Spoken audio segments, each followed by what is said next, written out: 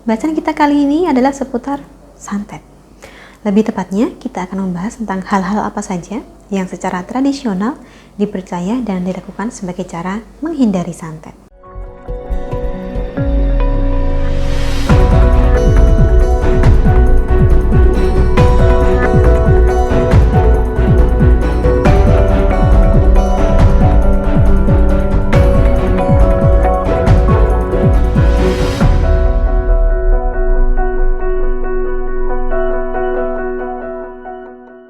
Salam Rahayu, dengan saya Dewi Sundari seperti biasa.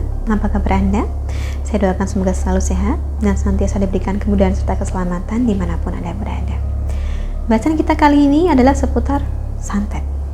Lebih tepatnya, kita akan membahas tentang hal-hal apa saja yang secara tradisional dipercaya dan dilakukan sebagai cara menghindari santet. Tentu saja, kita perlu mulai dulu dari apa itu santet. Santet adalah serangan gaib atau serangan ilmu hitam yang menggunakan benda mati sebagai perantara. Jadi meskipun sama-sama serangan ilmu hitam, sama-sama bersifat merusak dan merugikan, santet itu tidak sama dengan teluh, tenung maupun guna-guna. Bedanya di mana? Bedanya ada pada perantara yang digunakan itu tadi. Santet menggunakan perantara berupa benda mati. Disitulah ciri santet yang paling utama. Contoh benda mati yang digunakan dalam santet adalah kawat, jarum, boneka, dan beling atau pecahan kaca. Dibandingkan serangan gaib yang lain, santet cenderung lebih halus pengerjaannya. Kadang-kadang sulit dideteksi. Jika dibandingkan dengan racun, maka santet ini ibaratnya arsen. Nampak seolah-olah sakit yang wajar, padahal bukan. Sejak zaman dulu kala, ada beberapa cara yang dilakukan oleh leluhur kita untuk menghindari serangan santet. Yang pertama dan utama tentu saja adalah dengan berdoa, sesuai keyakinan kita. Karena pelindungan yang terbaik adalah pelindungan dari Tuhan. Tidak ada satupun hal yang akan terjadi di alam semesta ini tanpa kehendak Tuhan. Kemudian yang kedua adalah menghindari santet dengan cara tidur di lantai. Ini mungkin sudah pernah Anda dengar karena sebelumnya sudah pernah saya singgung beberapa kali. Mengapa tidur di lantai?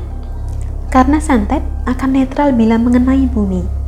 Jadi sebisa mungkin kita tidur di atas tanah, jangan di atas ranjang. Jarak maksimal antara kita dengan tanah adalah sekitar 15 cm.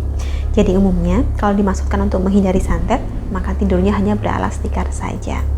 Tentu saja cara ini akan menjadi tidak berlaku bila Anda tinggal di bangunan tinggi. Contohnya gedung apartemen. Karena mau beralaskan tikar pun, jika kediaman Anda berada di lantai 30, ya berarti jaraknya 30 lantai di atas tanah. Padahal jarak maksimalnya hanya 15 cm.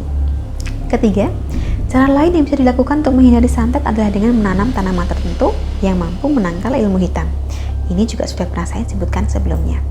Termasuk dalam jenis tanaman yang dipercaya dapat menangkal santet adalah dadap, kelor, dan bambu kuning. Biasanya, tanaman-tanaman yang dipercaya bisa menangkal ilmu hitam ini memiliki ciri berupa akar yang tidak mencengkeram bumi secara kuat. Kemudian cara keempat, untuk menghindari santet adalah dengan menjadi pribadi yang santun. Jangan sekali-kali menyakiti orang lain, baik secara sadar maupun tidak. Bila merasa bersalah, segeralah meminta maaf. Jaga perbuatan Anda, jaga juga perkataan Anda, agar lebih banyak orang yang senang daripada orang yang tidak suka. Meskipun tentu saja namanya orang memang beda-beda. Ada kalanya kita sudah bersikap dan berbuat sebaik mungkin, orang tetap benci setengah mati pada kita. Dalam situasi semacam ini, maka tidak ada salahnya Anda menggunakan sarana khusus yang dimaksudkan sebagai pelindungan diri. Pagar gaib istilahnya. Contoh sarana pagar gaib yang paling praktis adalah jimat raja pagar gaib. Saya katakan praktis karena sarana ini bisa dibawa kemana-mana, bebas pantangan, tidak membutuhkan puasa, dan bisa dipakai siapa saja. Lebih jelasnya, bila Anda tertarik untuk menggunakan jimat raja pagar gaib, silakan hubungi nomor yang tertera di layar. Perkenalkan diri Anda, sampaikan keinginan Anda untuk mendapatkan jimat raja pagar gaib agar dapat kami bantu untuk proses selanjutnya. Kurang lebihnya seperti itulah cara-cara yang secara tradisional dipercaya dapat menghindarkan kita dari santet.